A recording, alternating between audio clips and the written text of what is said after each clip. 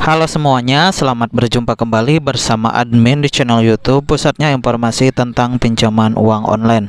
Oke, untuk di video kali ini admin mau share lagi kepada Anda semua pembahasan tentang solusi galbay pinjaman online lumbung dana. Nah, buat Anda yang mau tahu solusinya seperti apa, kalian tinggal tonton video ini sampai selesai ya. Tapi sebelum mulai ke videonya, admin minta dukungannya dulu buat channel ini. Caranya dengan klik dulu tombol subscribe dan aktifkan juga tombol loncengnya agar Anda semua gak ketinggalan informasi menarik selanjutnya dari channel ini.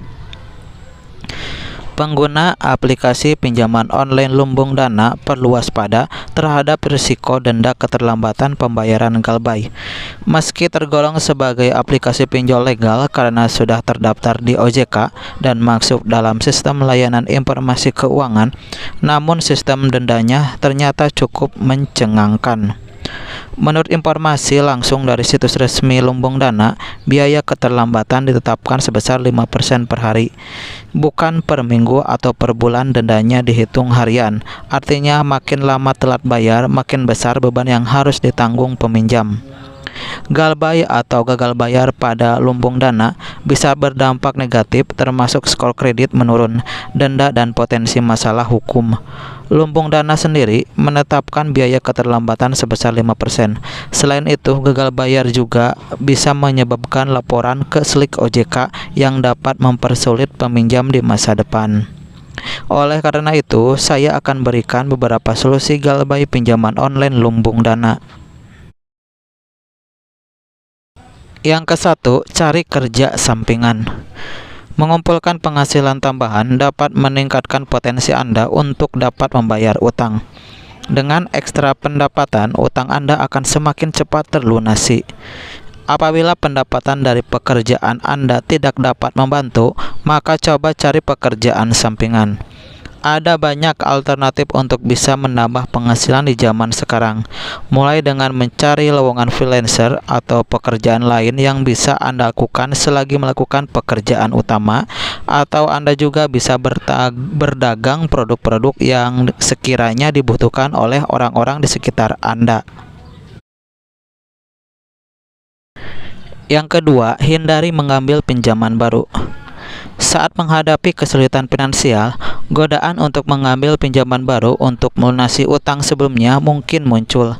Namun langkah ini sangat tidak disarankan karena hanya akan memperburuk situasi. Pinjaman baru berarti tambahan utang yang harus dibayar. Ini bisa menyebabkan tumpukan utang yang semakin tidak terkendali. Yang ketiga, jual barang yang bisa dijual. Cobalah lihat barang-barang yang kamu miliki. Apakah ada yang tidak terpakai atau tidak dibutuhkan? Apabila memungkinkan, jual barang yang kamu miliki demi pelunasan utang. Contoh barang yang bisa dijual cepat adalah elektronik atau perhiasan dari emas. Barang tersebut bisa dijual untuk mendapatkan uang tambahan yang dapat digunakan untuk melunasi hutang pinjolmu. Yang keempat, laporkan ke pihak berwenang. Jika debitur sudah terlambat membayar dalam beberapa bulan, kemungkinan besar pihak penyedia layanan pinjaman online akan mengirimkan debt collector untuk menagih utang. Namun, perlu diingat bahwa tidak semua debt collector mematuhi aturan yang berlaku. Beberapa di antaranya mungkin menggunakan cara-cara yang tidak etis seperti ancaman, intimidasi, atau bahkan teror. Jika debitur menghadapi situasi seperti ini, langkah pertama yang harus diambil adalah memblokir nomor kontak dari pihak yang mengirimkan ancaman tersebut. Selanjutnya, debitur harus segera melaporkan tindakan tersebut ke pihak berwenang, seperti kepolisian, dan melampirkan laporan polisi kepada pihak yang masih melakukan aksi teror. Yang kelima, restrukturisasi.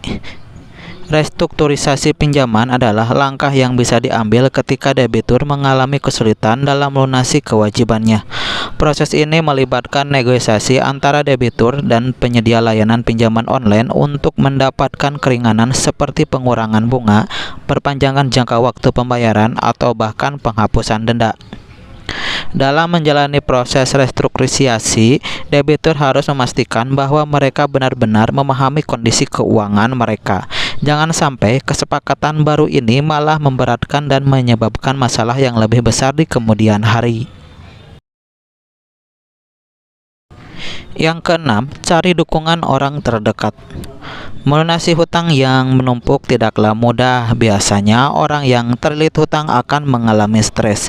Jika dibiarkan, orang tersebut bisa mengalami depresi berat. Oleh karena itu, kamu butuh support dari orang-orang terdekat. Cari dukungan dari keluarga atau sahabat. Mereka dapat memberikan dukungan moral dan memberi saran terkait masalah finansial yang sedang kamu alami. Gagal bayar bisa menjadi beban finansial yang serius, apalagi jika tidak segera ditangani. Resiko menumpuknya tagihan bahkan bisa menghancurkan kondisi keuangan pribadi dalam waktu singkat. Pesan dari saya, hindari keterlambatan pembayaran sebisa mungkin. Bayar tepat waktu bukan hanya soal tanggung jawab, tapi juga menyelamatkan dirimu dari jeratan bunga dan denda yang bisa berlipat-lipat. Oke, demikianlah penjelasan mengenai beberapa solusi galbay pinjaman online lumbung dana. Semoga dapat membantu Anda semua dalam mengetahui ulasan mengenai solusi galbay pinjaman online lumbung dana di tahun sekarang ini. Nah, jika ada pertanyaan mengenai aplikasi pinjaman online lumbung dana, silahkan tinggalkan komentar Anda di bawah video ini. Oke, semoga bermanfaat dan sampai berjumpa kembali di video berikutnya.